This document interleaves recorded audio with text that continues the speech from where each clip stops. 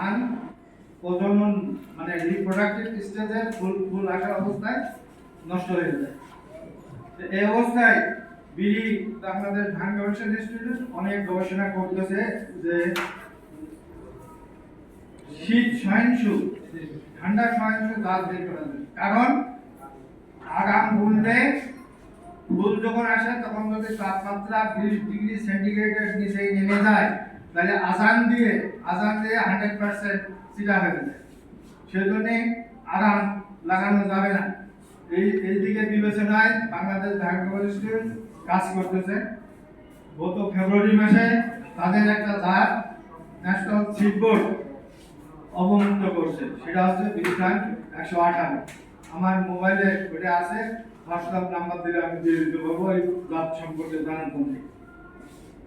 তো আমার মনে হয় যে আমাদের এখানে 16 নম্বর দাবি আসা উচিত যে শীত সহিংসু যে জাতগুলো চাষ করলে এপ্রিল মাসের প্রথম সপ্তাহে বা এপ্রিল মাসের 1 তারিখে এটা হারভেস্ট হয়ে যাবে, তাহলে আর এত চিন্তা গবেষণার কোনো দরকার নাই। আপনার ওই জাত দিয়ে এই সমস্যার সমাধান করা যাবে। তো এই যে জাতটা বের করছে এই জাতটা হচ্ছে ঠান্ডা সহনশীল, যার জন্য এটা আগাম লাগানো যায়। আমি আগেই বলেছি আগাম লাগালে এগুলো যখন ফুলের জন্ম নেয় এবং ফুল বের হওয়ার আগ পর্যন্ত এবং পরিপক্ক হওয়ার আগ পর্যন্ত শীতটা যদি 20 ডিগ্রি সেন্টিগ্রেডের নিচে যায় তাহলে সেটা হয় না। তো এই জাতটা তৈরি করছে এবং এরা শীত সহনশীল এবং এর ফলনশীলতা 6 থেকে 8.5 গুণ। যদি আগাম লাগাই একটু ফলন কম হয়, দেরিতে লাগালে 8.5 গুণ হয়। আর এর জীবনকাল হচ্ছে 148 দিন এবং বপন আগাম বপন করা যায় অক্টোবরের শেষ সপ্তাহে এবং স্বাভাবিক বপন 15 থেকে 20 ডিসেম্বর পর্যন্ত করা যায়। যে জমিগুলো উঁচু সেগুলো করলে ফলনও ভালো হয় এবং এটা ওই ঝুঁকিতে পড়ে।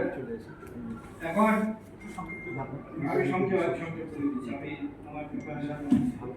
এখন আসেন হারভেস্টার।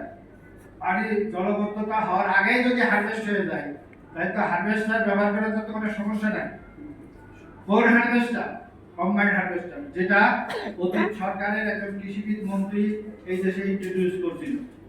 নিজে প্রত্যেক ডিডি উপজেলা কৃষি অফিসারকে ফোন করতো, তোমার পায়েরটা কাটায় আছে, কত কাটায় আছে, এবং নিজে করোনা এবং রোজার মধ্যে উনি নিজে সেখানে দেখতে গেছে। তারপরে যেটা বললেন যে সিলেটের মন্ত্রী কৃষিমন্ত্রী হলো 24 সালে। আমি সরজমিনে যাইনি, পত্রিকায় কোনো ছবি দেখিনি যে কম্বাইন্ড হারভেস্টার দিয়ে হারভেস্ট হচ্ছে। অর্থাৎ এই মন্ত্রীদের উদ্যোগ নিয়ে, কারণ তার ভিতরে আসা দরকার যে এটা সমস্যা, এটা তাড়াতাড়ি ধান কাটা দরকার, সেই ধান কাটা কাজটি আমরা অবমুক্তির ভিতরে করতে পারি। আর এই বছর আমার তো মনে হয় না আমরা কোনো উদ্যোগ দেখছি। তো তারপরেও কৃষি মন্ত্রণালয় এটা উদ্যোগ নিতে পারতো, তারা এত ব্যস্ত বাংলাদেশ